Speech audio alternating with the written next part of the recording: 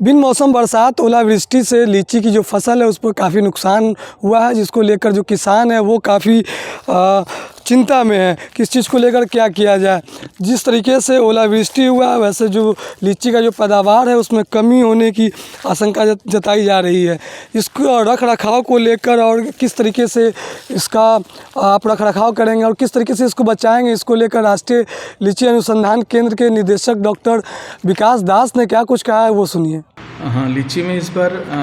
जो यहाँ पे दो जो वैरायटी मेनली ग्रो होता है, शाही वैरायटी और चाइना वैरायटी।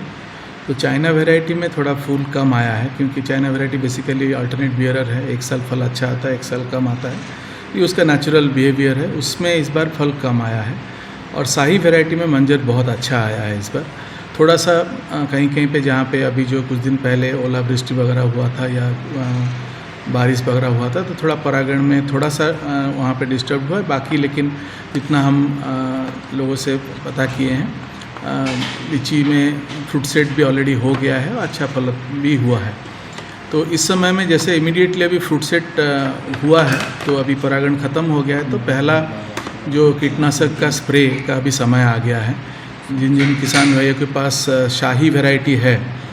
उनको अभी इस समय में जो थायाक्लोरपिड करके एक इंसेक्टिसाइड है, उसके साथ प्रोफानोफॉस, थायाक्लोरपिड मार्केट में अलांटो के नाम से आता है और प्रोफानोफॉस जो है ये प्रहार के नाम से आता है। इन दोनों को मिला के हम लोग को पहला स्प्रे इंसेक्टिसाइड का कर ले तो इसमें लीची में जो पर्टिकुलरली सीड बोरर का पहला डैमेज होता है और जो लीफ फ्लावर वेबर एक नया जो पहले इतना इम्पोर्टेंट कीड़ा नहीं था, आजकल इसका प्रकोप ज़्यादा बढ़ने लगा है। इस बार हम देखें कि उसका प्रकोप बहुत ज़्यादा है। थोड़ा बहुत स्टिंक बग का भी इस समय में प्रकोप शुरू हो चुका है। जो लोग पहले स्प्रे नहीं किए होंगे वो लोग के लिए भी मेरा ये सजेशन रहेगा, तो ज़रूर इस समय में ये थायाक्लोरपिड और प्रोफानोफॉस का कॉम्बिनेशन का हम लोग स्प्रे कर लें। इसके अलावा इस समय में थोड़ा क्योंकि ह्यूमिडिटी है, बारिश का थोड़ा बहुत बादल रह रहा है, तो इसमें एक इन्फ्लोरेसेंस ब्लाइट जो अल्टरनरी अल्टरनाटा जिसको बोलते हैं, इसका भी प्रकोप होता है। तो इसके साथ अगर मिलाते हैं हम लोग रोको करके एक दवाई मिलता है थाइफेनेट मिथाइल, उसका जो फंजीसाइड को मिला के हम लोग स्प्रे करना चाहिए। इस समय में बहुत सारे फल झड़ते भी हैं, जो इनिशियल स्टेज में जो फल लगता है बहुत सारे फल झड़ते हैं, तो फल का झड़ना और फल में फर्दर ग्रोथ बेटर होने के लिए दो चीज़ का हम लोग हमेशा रिकमेंड करते हैं। एक हो गया बोरन। बोरन सभी क्रॉप के लिए यहाँ बहुत ज़रूरी होता है। लीची हुआ, आम हुआ, कोई भी क्रॉप में जब नया फल लग जाते हैं तो उसमें इसका फ्रूट सेट बढ़ाने के लिए और फर्दर फ्रूट ग्रोथ बढ़ाने के लिए मदद करता है। तो बोरन मार्केट में घुलनशील बोरन अवेलेबल है जो 4 ग्राम प्रति लीटर के हिसाब से स्प्रे करें। अगर किसान भाइयों को प्लानोफिक्स अवेलेबल हो पा रहा है तो प्लानोफिक्स को स्प्रे करें, जिसका डोज है 1 ml दवाई लगभग 4.5 लीटर पानी में।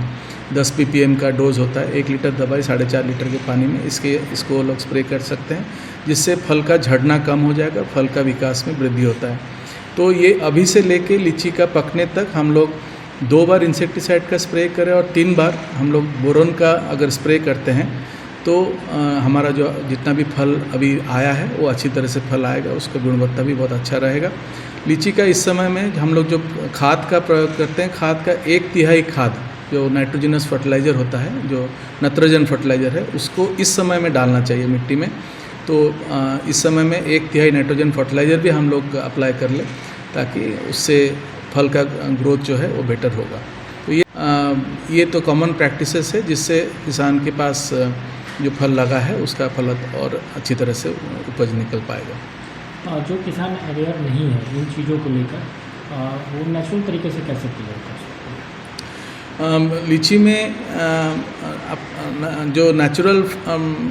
कंट्रोल के लिए हम लोग देखें कि जैसे नीम वगैरह चीज़ तो काम करता है, लेकिन नीम स्प्रे जो होता है 10,000 ppm का जो अजडेस्ट इन मार्केट में मिलता है, लेकिन उसका नंबर ऑफ़ स्प्रेस का फ्रीक्वेंसी बढ़ाना पड़ता है। जो नेचुरल फार्मिंग का प्रिंसिपल्स होता है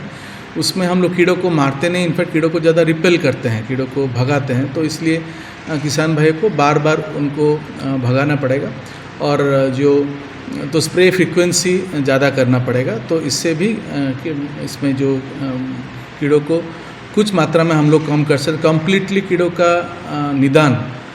ऑर्गेनिक फार्मिंग का प्रिंसिपल्स में ये नहीं आता है। हम लोग का ऑर्गेनिक प्लानिंग जो फार्मिंग में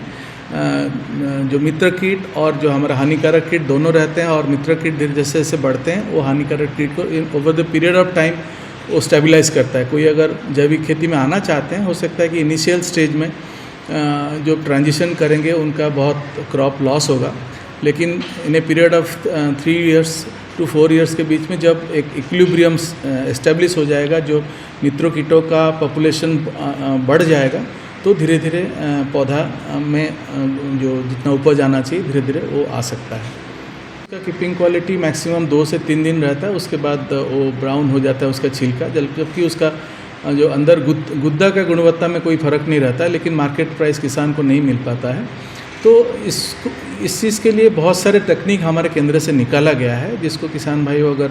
अच्छी तरह से अडॉप्ट करते हैं, उनका सच अपने फलों का कीपिंग क्वालिटी बढ़ा सकते हैं। पहला स्टेप होता है लीची का हार्वेस्टिंग टाइम। हम हमेशा बोलते हैं कि लीची का हार्वेस्टिंग को सुबह ही समय में करें, दोपहर के समय में ना करें। जब सुबह के समय में हम लोग करते हैं तो उसका सच उसका पहला स्टेप होता है उसका कीपिंग क्वालिटी बढ़ाने के लिए। उसके बाद होता है कि उसका एक प्री कूलिंग टेम्परेचर, लीची को हम लेके इमीडिएटली हम लोग पैकिंग से पहले छाया में उसको रखें,